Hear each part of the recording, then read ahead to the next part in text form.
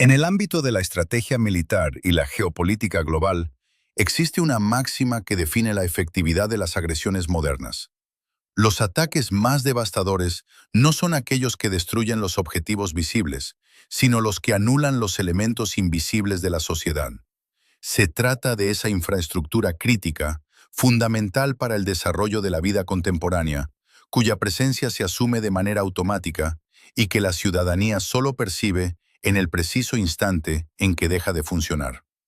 En la actualidad, aproximadamente 436 cables submarinos descansan en los fondos oceánicos de todo el planeta, siendo responsables del transporte del 95% de todo el tráfico internacional de Internet. Frente a la creencia popularizada de que las comunicaciones globales dependen de los satélites, la realidad técnica demuestra que la red de cableado submarino no es un sistema de respaldo para las transmisiones satelitales, sino el sistema primario. Los satélites apenas absorben un 5% de dicho flujo, mientras que el entramado submarino sostiene el resto. Cada búsqueda en plataformas digitales, cada transacción financiera, cada comunicación militar entre naciones aliadas, correos electrónicos, videollamadas, operaciones de computación en la nube, consultas de inteligencia artificial, instrucciones bancarias y operaciones en los mercados de valores transitan por estas líneas. Hablamos de una infraestructura que yace en el lecho marino, sin protección ni supervisión en la mayor parte de su extensión, lo que la vuelve físicamente vulnerable a sabotajes mediante cortes, una amenaza frente a la cual ninguna arquitectura defensiva global ha recibido los recursos necesarios para su prevención.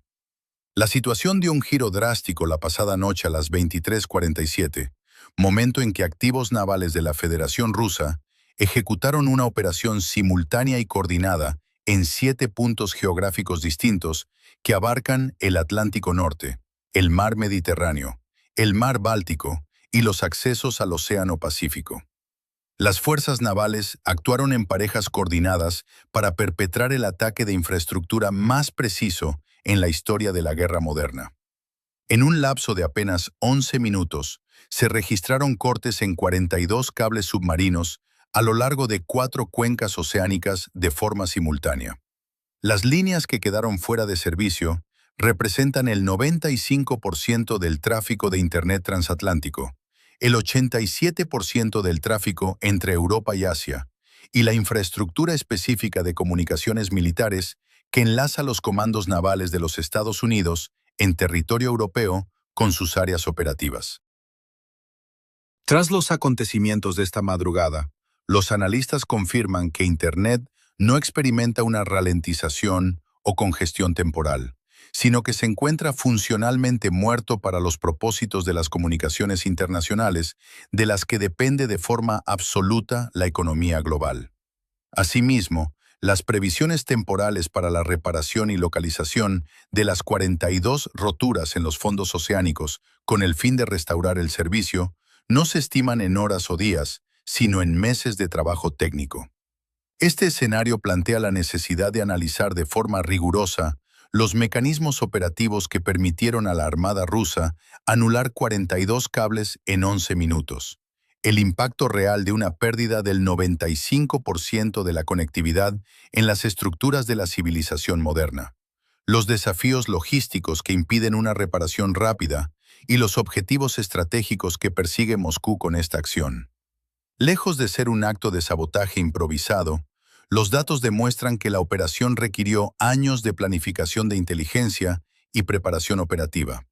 La primera fase de este despliegue se centró en el cartografiado de los cables.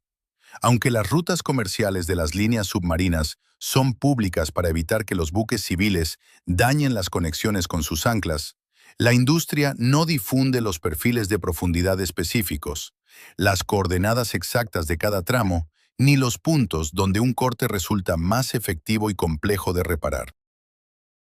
La inteligencia naval rusa ha dedicado los últimos 20 años a realizar estudios batimétricos sistemáticos de estas rutas, registrando la composición del sedimento marino y los patrones de corrientes locales que afectan tanto a las maniobras de corte como a las futuras labores de reparación,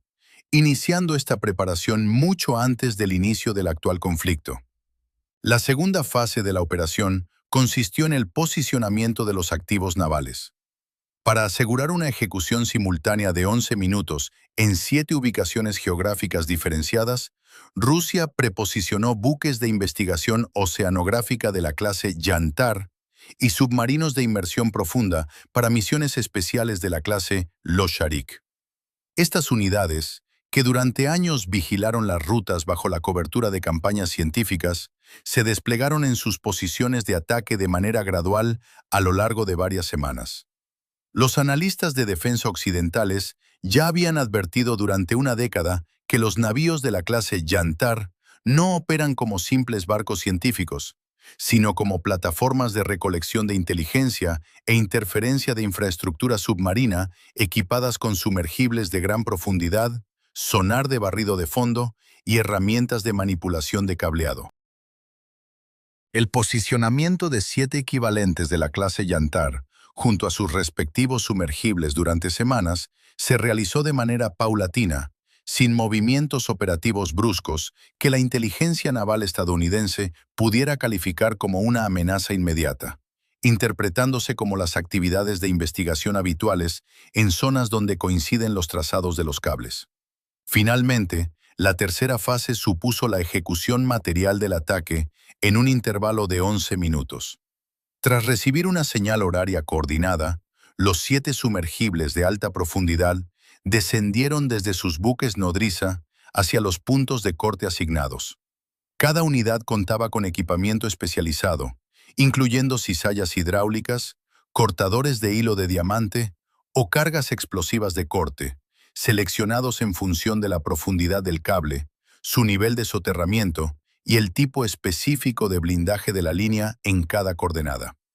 La estricta disciplina de coordinación temporal garantizó que el primer corte no alertara a las defensas de los demás puntos, impidiendo cualquier reacción antes de que la totalidad de los 42 cables quedaran seccionados a lo largo de las 4 cuencas oceánicas.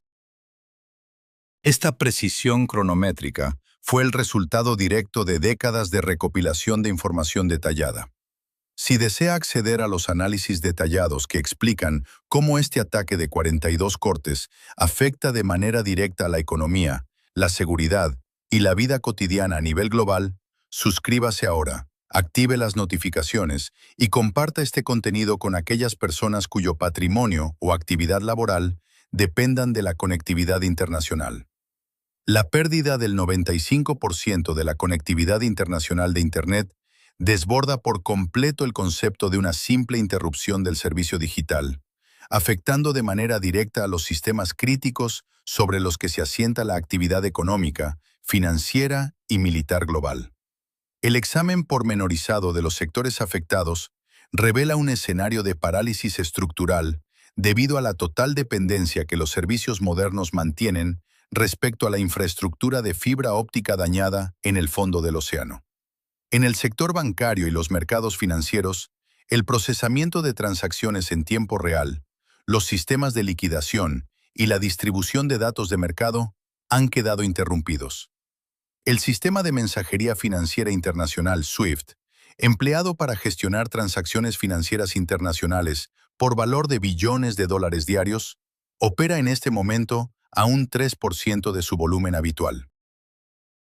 El 97% restante de los pagos internacionales no se está ejecutando, lo que genera una situación de bloqueo financiero cuyo coste diario estimado para la economía global supera la producción económica combinada de todas las naciones del planeta en una sola jornada. Cada día que las conexiones permanezcan cortadas, acumula un impacto financiero que agrava la desestabilización económica internacional. Los instrumentos esenciales para el comercio físico de mercancías, tales como las cartas de crédito, las garantías de pago y las coberturas cambiarias, no pueden tramitarse sin la conectividad de la red SWIFT. Como consecuencia visible, los buques portacontenedores permanecen retenidos en los puertos a la espera de instrucciones de financiación que no pueden ser transmitidas, una interrupción en la cadena de suministro cuyos efectos de desabastecimiento se proyectan sobre los canales de distribución comercial en un plazo estimado de 30 días. En el ámbito de la defensa y las comunicaciones militares, el sabotaje afectó directamente a las líneas que sostienen las comunicaciones encriptadas que vinculan a los comandos europeos de las Fuerzas Armadas de los Estados Unidos con sus áreas operativas, la arquitectura de mando y control de la Organización del Tratado del Atlántico Norte, NATO, y las redes de intercambio de inteligencia, cuyos requerimientos de ancho de banda superan la capacidad instalada de la red de satélites. Las comunicaciones por satélite no constituyen un sustituto equivalente para la red de cables, ya que solo disponen de capacidad suficiente para transmisiones de voz y flujos de datos de bajo volumen. El satélite carece del ancho de banda necesario para soportar la transmisión masiva de datos de inteligencia, el intercambio de información de vigilancia en tiempo real y la densidad de mensajes de mando y control exigidos por las operaciones militares modernas. Con el traslado forzoso de las operaciones de la OTAN desde el soporte de cable hacia el sistema satelital, la organización militar registra una reducción aproximada del 80% en su ancho de banda operativo. Aunque esta limitación del 80% no paraliza por completo los despliegues, ralentiza significativamente los procesos de toma de decisiones, disminuye el acceso a información actualizada y expone las transmisiones a las capacidades rusas de interceptación de señales de inteligencia, las cuales operan con mayor eficacia sobre el espectro satelital que sobre el cableado físico submarino. Respecto a la infraestructura de computación en la nube y el desarrollo de inteligencia artificial, la red global de centros de datos que sustenta las operaciones de corporaciones, agencias gubernamentales y usuarios particulares se articula mediante las conexiones submarinas que cruzan los océanos. El corte de las líneas impide que un centro de datos ubicado en Virginia, que atiende de manera regular a usuarios de la Unión Europea, preste dicho servicio. Esto deja sin disponibilidad la capacidad de computación indispensable para el funcionamiento diario de las empresas europeas, afectando a la gestión de correos electrónicos, consultas de bases de datos, procesamiento de transacciones comerciales y servicios automatizados de inteligencia artificial. El impacto económico derivado de la inactividad de los servicios en la nube para el tejido empresarial europeo se evalúa en una pérdida aproximada de 40.000 millones de dólares por cada día de desconexión. La infraestructura sanitaria internacional presenta asimismo un cuadro de afectación grave al depender de la misma red de conectividad para los sistemas de telemedicina, el funcionamiento de equipos de diagnóstico remoto, la gestión logística de la cadena de suministro farmacéutico y las redes de intercambio de datos de investigación médica. En la práctica, centros hospitalarios de Londres, cuyos historiales médicos y sistemas de soporte a las decisiones clínicas dependen de infraestructuras en la nube alojadas en centros de datos estadounidenses, se encuentran sin acceso a dicha información. Las consecuencias en el sector de la salud pública se acumulan de forma progresiva en cada diagnóstico y decisión médica adoptada sin el respaldo de los datos de conectividad que proporcionaba la red submarina. Los datos técnicos disponibles confirman que la restauración de las líneas no representa un reto logístico solventable mediante la mera asignación de recursos económicos, sino que se encuentra estrictamente supeditada a limitaciones de carácter físico a través de 4 etapas secuenciales. La primera fase corresponde a la localización de las averías. Un corte en un cable submarino no emite una coordenada exacta de forma automática. Si bien el sistema de monitorización detecta el cese de la señal de conectividad, fijar el punto preciso del daño exige procedimientos activos. El método estandarizado emplea la reflectometría en el dominio del tiempo, enviando un impulso eléctrico o lumínico al cable para medir el tiempo que tarda en regresar la reflexión desde el punto de rotura. La precisión de este sistema delimita el área del corte en un margen de aproximadamente 1 kilómetro de longitud de cable. Localizar ese tramo en el fondo marino depende de la geometría de la ruta original, la exactitud de los estudios topográficos previos y los desplazamientos sufridos por el cable debido a las corrientes marinas. En condiciones meteorológicas óptimas y sobre una ruta bien cartografiada, situar una única avería requiere entre 48 y 72 horas de trabajo continuado. Ante 42 roturas simultáneas en cables que cruzan profundidades de hasta 5.000 metros y bajo las condiciones climatológicas del invierno en el Atlántico Norte, la fase de localización de daños requerirá meses de operaciones de exploración de forma secuencial. La segunda fase involucra la disponibilidad y posicionamiento de los buques cableros. La flota internacional especializada cuenta con un total aproximado de 70 barcos de reparación de cableado en todo el mundo. Intervenir en 42 puntos de corte simultáneos en 4 cuencas oceánicas diferentes demanda un despliegue individualizado de buques con tripulación y equipos técnicos específicos para cada tipo de cable. De la flota global, únicamente entre 15 y 20 barcos se encuentran disponibles para una movilización inmediata en un plazo de semanas. Las operaciones restantes deberán programarse en turnos de espera a que las primeras unidades concluyan sus respectivas tareas y se reposicionen en los nuevos puntos de intervención. Bajo este ritmo operativo, el calendario estimado para completar los 42 trabajos de reparación se sitúa entre los 8 y los 12 meses en el escenario técnico más optimista. La tercera fase requiere intervenciones a grandes profundidades. Aproximadamente el 60% de los 42 cortes se localiza a profundidades que superan los 3.000 metros bajo el nivel del mar, de acuerdo con los puntos de ataque seleccionados. Su reparación exige el uso de vehículos operados de forma remota, ROV, preparados para trabajar a presiones extremas y dotados de herramientas capaces de izar el cable dañado hasta la superficie para realizar el empalme técnico. Las maniobras con estos vehículos subacuáticos figuran entre las actividades de mayor exigencia técnica dentro de la industria marina, requiriendo cada empalme en aguas profundas entre 5 y 7 días de operación ininterrumpida del ROV para completar la secuencia de elevación, unión y reposición en el fondo marino. La cuarta fase la constituye el factor de la interferencia operativa por parte de las fuerzas navales de la Federación Rusa. Los buques de reparación civiles destinados a intervenir en los accesos del Atlántico Norte y el Mar Báltico operan en áreas con presencia activa de unidades navales rusas.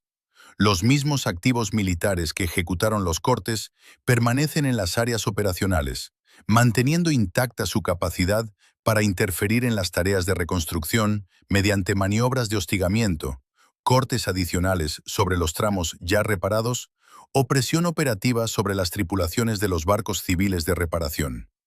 Esta capacidad permite prolongar el periodo de desconexión de manera indefinida mediante la reiteración de los sabotajes, lo que supedita la resolución del problema técnico a la evolución y desenlace estratégico del conflicto geopolítico de fondo.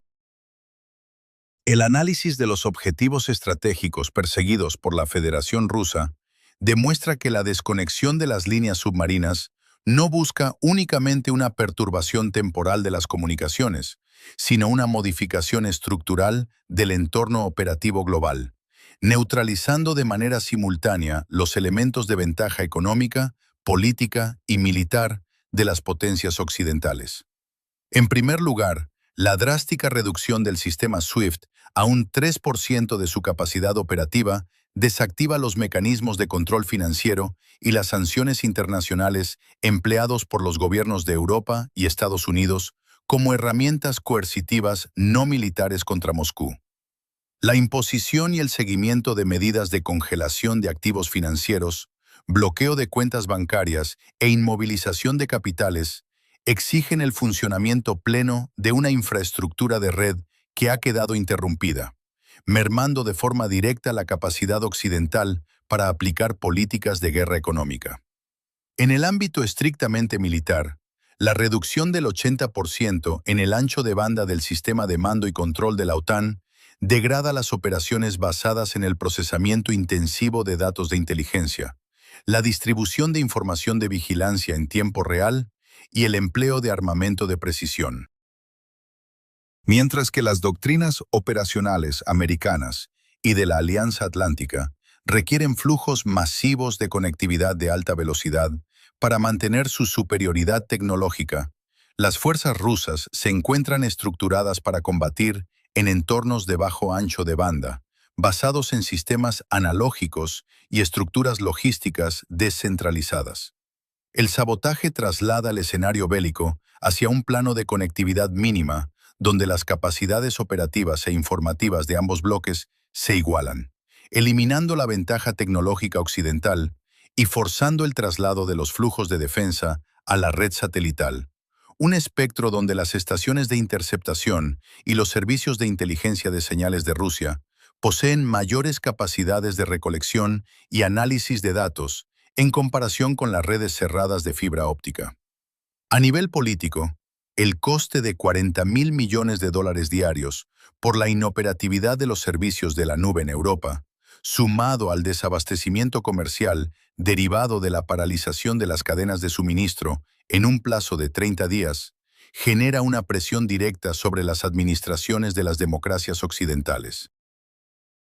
La ciudadanía de estos países experimenta de manera inmediata las consecuencias del conflicto internacional a través de la pérdida de acceso a servicios bancarios, interrupciones de suministros esenciales y cese de operaciones digitales cotidianas, lo que se traduce en demandas internas para la resolución urgente de la crisis bajo términos que faciliten la restauración de la infraestructura, incidiendo de forma simultánea en la estabilidad política de múltiples naciones. Por otra parte, los analistas de Pekín evalúan el impacto de esta operación mediante dos marcos teóricos diferenciados. El primero se enfoca en el escenario de la isla de Taiwán, cuya red de cables submarinos discurre por zonas marítimas colindantes con las áreas de despliegue de la Armada China. La acción rusa aporta un modelo validado para ejecutar el aislamiento completo de las comunicaciones de la isla, sin necesidad de declarar formalmente un bloqueo militar, el cual constituiría una violación del derecho internacional. Las unidades navales chinas, que han desarrollado tareas de prospección en las rutas de conectividad de Taiwán durante los últimos 5 años, con tecnologías análogas a las de la clase Yantar, disponen ahora de una plantilla operativa aplicable a su entorno estratégico. El segundo marco analiza las reservas de divisas extranjeras de la República Popular China, estimadas en aproximadamente 3 billones de dólares. Aunque la parálisis de la red SWIFT afecta a las transferencias financieras chinas, su sistema financiero doméstico y sus mecanismos de pago internos mantienen una menor dependencia de la infraestructura submarina internacional si se compara con los modelos económicos de Occidente, lo que genera una vulnerabilidad asimétrica que perjudica con mayor gravedad a los mercados financieros americanos y europeos. La planificación militar rusa, orientada desde principios de la década de 2000 hacia la identificación de los cables submarinos como objetivos de alto valor estratégico, ha explotado de este modo la interdependencia económica mundial como un vector de presión política. El ataque no genera bajas militares directas, sino que asocia de forma inmediata la continuidad del conflicto geopolítico con la privación de los servicios básicos y tecnológicos de millones de ciudadanos que ejercen el derecho al voto en las democracias occidentales, configurando un mecanismo de presión sin precedentes en la historia de los conflictos armados. Ante un proceso de reconstrucción que se prolongará durante meses en un lecho marino accesible para nuevos sabotajes navales, la vulnerabilidad de la infraestructura plantea una transformación profunda